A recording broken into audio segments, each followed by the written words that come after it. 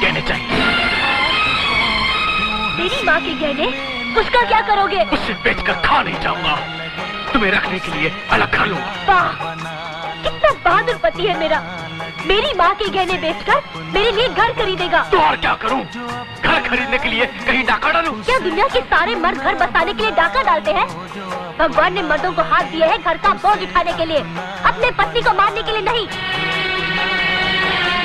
इसका मतलब ये है कि तुम अपनी माँ के गहने नहीं दोगे? हाँ? बिल्कुल नहीं दूंगी, ये मेरी स्वर्गीय माँ की निशानी है। ठीक है, जब तक मैं घर का बंदोबस्त नहीं कर लेता तुम चुपचाप यहीं पड़ी रहोगी।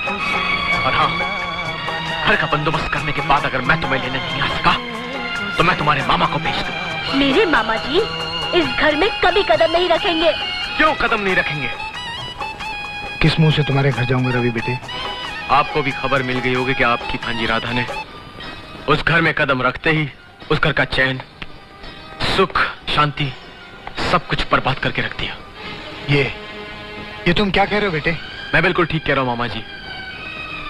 अगर अब भी उसने अपना रवैया नहीं बदला तो मजबूरन मैं उसे आपके घर वापस छोड़ दूंगा, या फिर आप जानते हैं कि मैं क्या कहना चाहता हूं। नहीं नहीं बेटे, ऐसे गंदे विचार कभी भूल कर भी अपने मन में मत लाना। मैं तुम्हारे आगे हाथ जोड़ता हूं।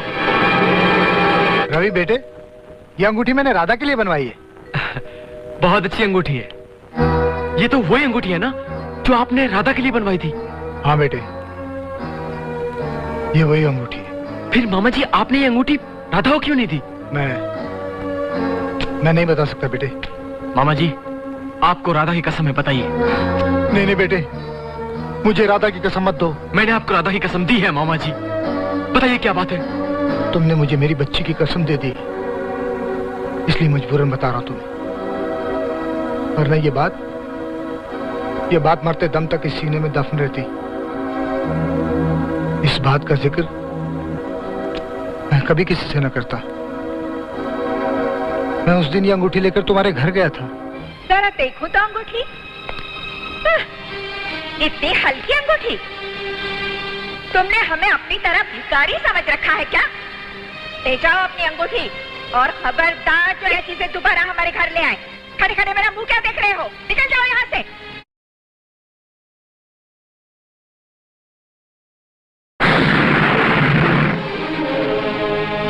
माँ ने आपका इतना बड़ा अपमान किया और आपने मुझे बताया तक नहीं?